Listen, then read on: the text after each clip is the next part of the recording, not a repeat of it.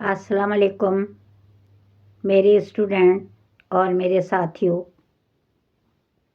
आज मैं आपको इसमें ज़ात की बाकी इक़साम, इसमें सूत, इसमें आला, इसमें मुसख्खर या तस्ख़ीर, इसमें मुकब्बर और इसमें जमा के बारे में आपको इल्म से नवाजूँगी। इंशाअल्लाह ताला मुझे उम्मीद है आपकी समझ में आ रहा होगा और आप मुझे लाइक करेंगे, कमेंट करेंगे और सब्सक्राइब करेंगे। Thank you.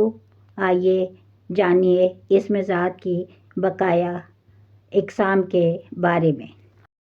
इसमें सूत वो इस्म जो किसी इंसान, हैवान या बेजान चीज़ों की आवाज़ को ज़ाहिर करे, इसमें सूत कहलाता है। मसलन चूँ चूँ, काएँ काएँ, मैं, भौं भौं, छम छम, ढक ढक वगैरह। इसमें आला वो इस्म जो किसी औज़ार या हथियार का नाम हो या किसी ऐसी चीज़ का नाम हो जिससे कोई काम लिया जाता हो, इसमें आला कहलाता है।